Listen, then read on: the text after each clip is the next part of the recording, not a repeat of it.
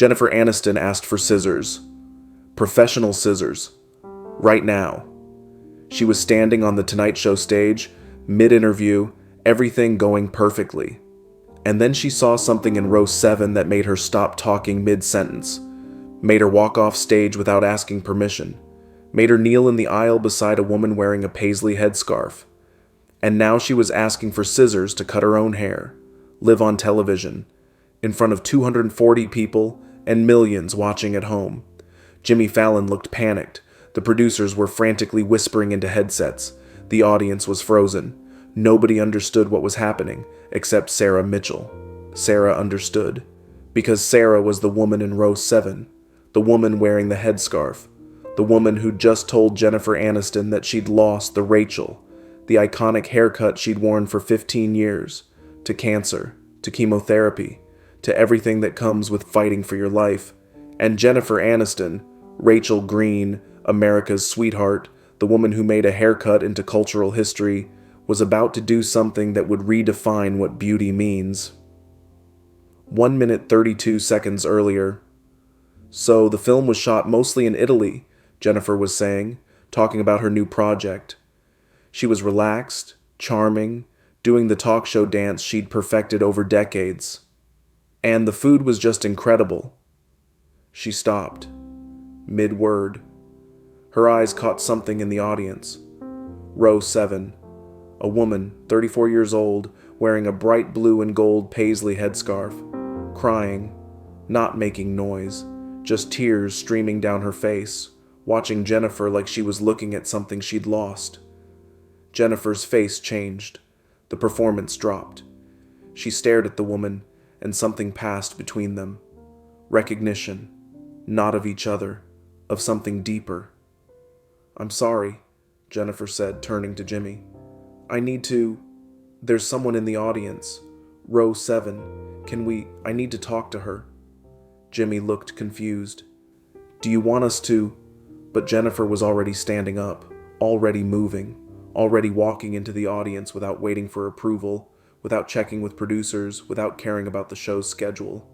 Her heels clicked on the floor as she moved toward row 7. The cameras scrambled to follow her.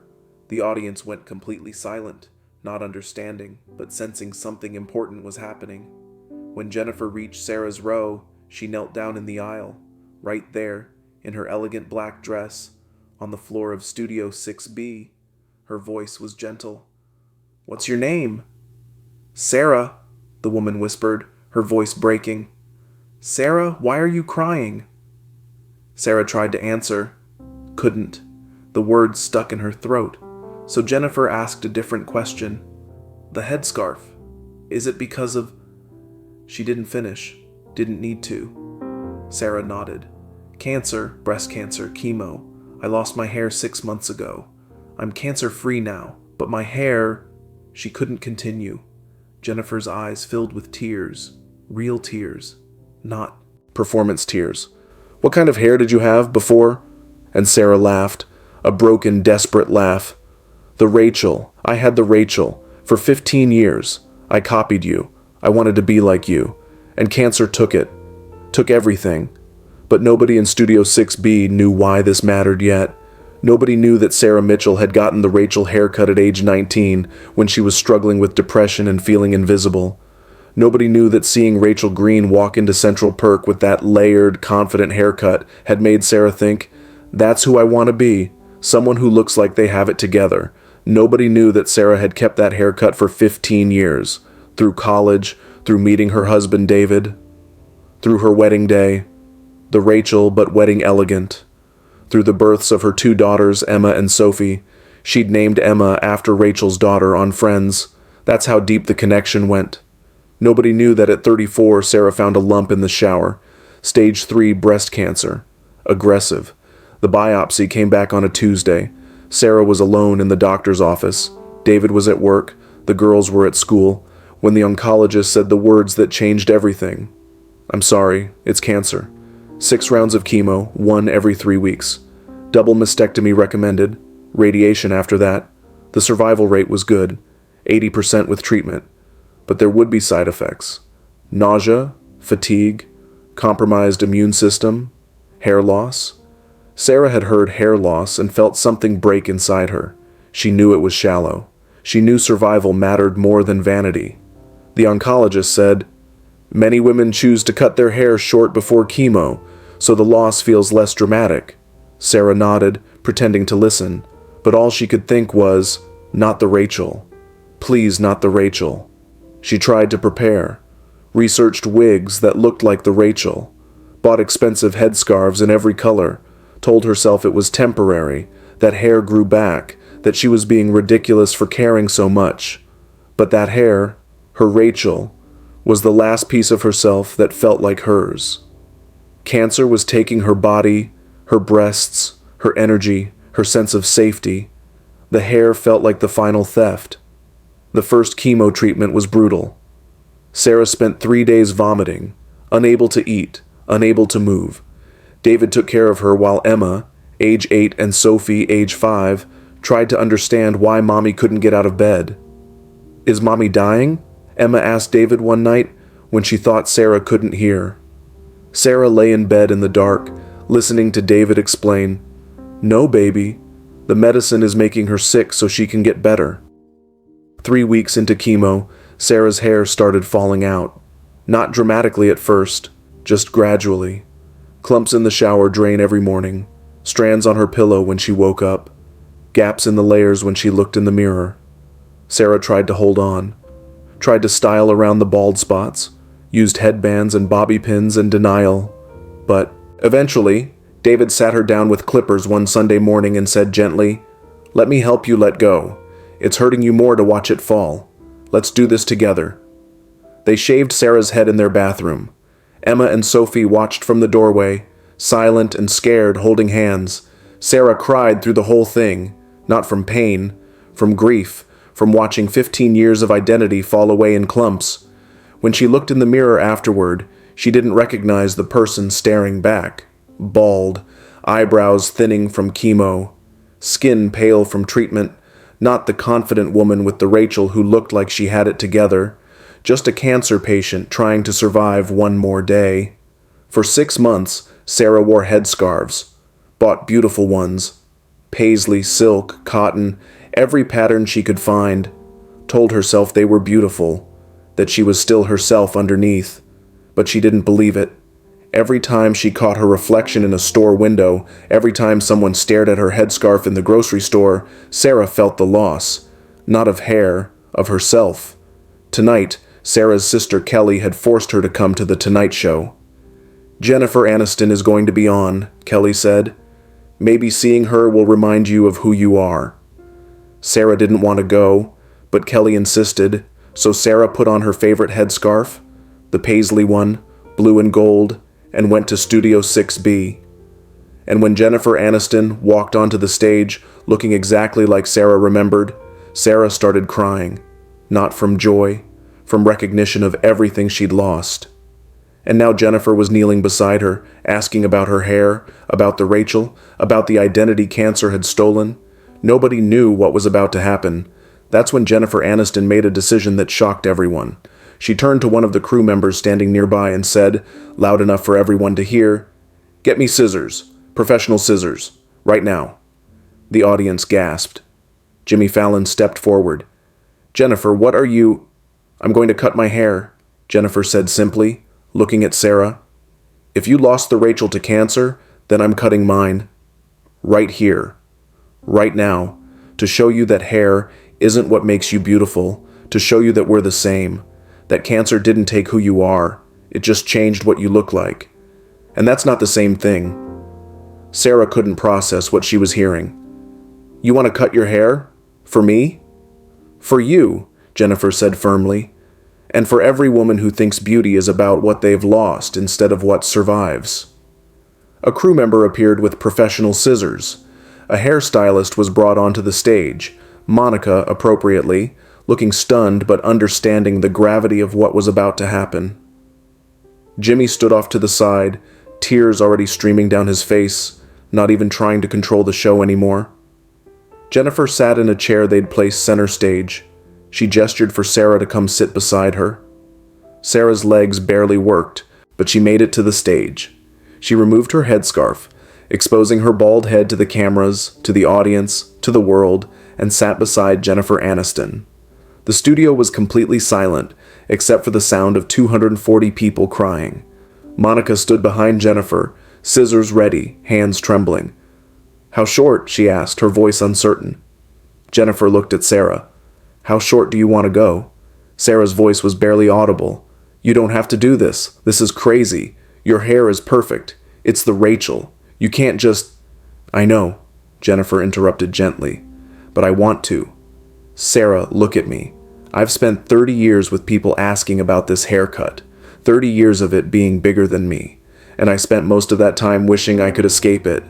But sitting here looking at you, seeing what cancer took from you, I finally understand what this haircut always meant. It wasn't about me. It was about women like you who saw hope in it, who saw transformation. And if cutting it helps you remember that you're still that person, that cancer didn't take who you are, then that's what I want to do with it. So tell me, how short?" Sarah thought about it. About the Rachel she'd worn for 15 years. About the bald head underneath her headscarf. About what it would mean to see Jennifer Aniston let go of the thing that had defined her.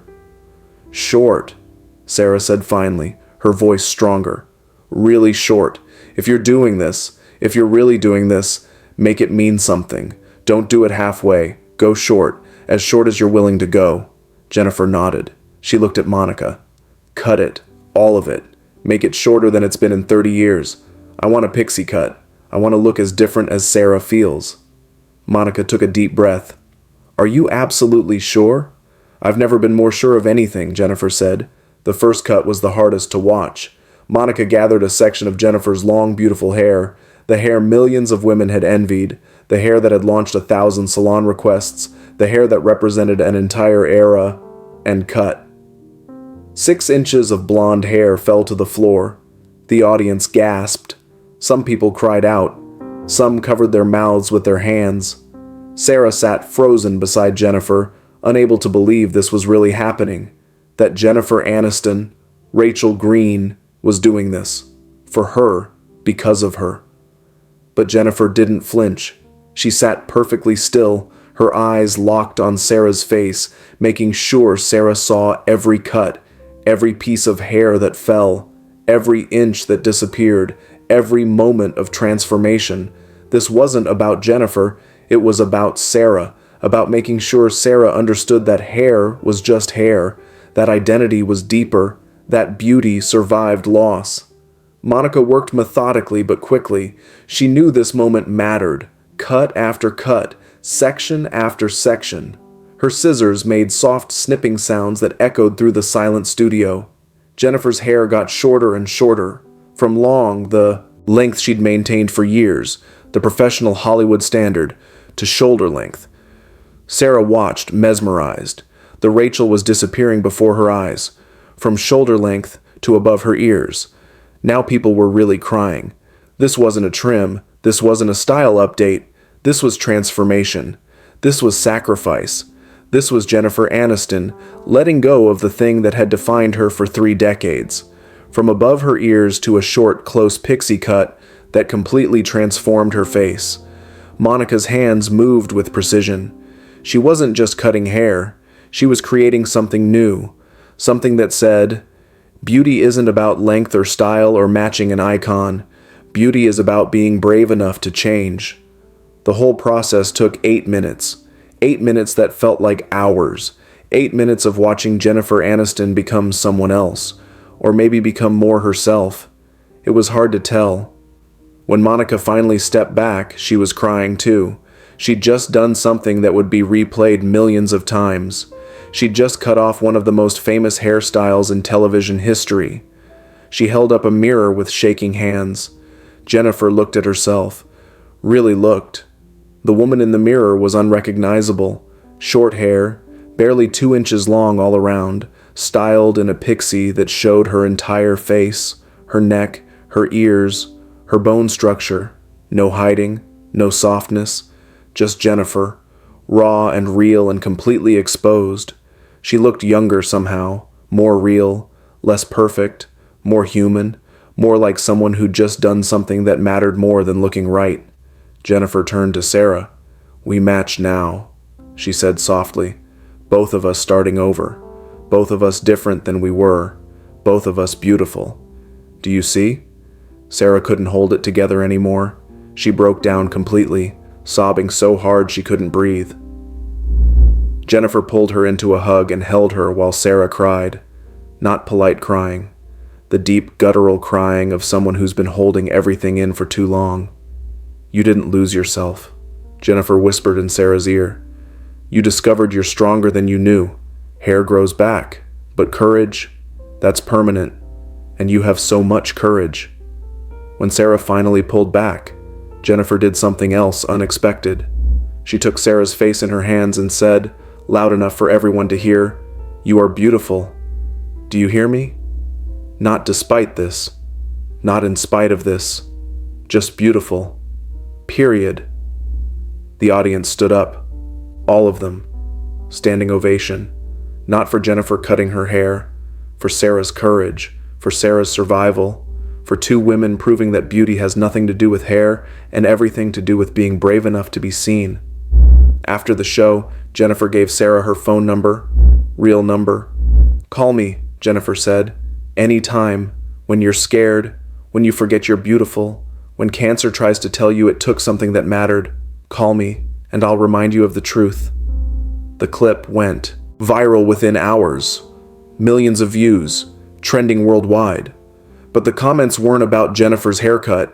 They were from cancer survivors saying the same thing. "I needed to see this. I needed to know I'm not alone. I needed to remember I'm still beautiful." Jennifer kept the short hair for 6 months. Every interview, every appearance, short hair. When reporters asked why, she said simply, "Because a woman named Sarah reminded me what beauty actually means." Sarah's hair eventually grew back. Not the Rachel, something different, something more her own. And when people asked about it, Sarah told them about the night Jennifer Aniston cut her hair on live television, about learning that she'd always been more than what she looked like. Studio 6B doesn't mark that moment officially, but everyone who was there remembers the night Jennifer Aniston cut off the Rachel, the night beauty got redefined, the night two women proved that sometimes the most powerful thing you can do with an icon is give it away, because real beauty isn't about what you have. It's about what survives when everything else is taken.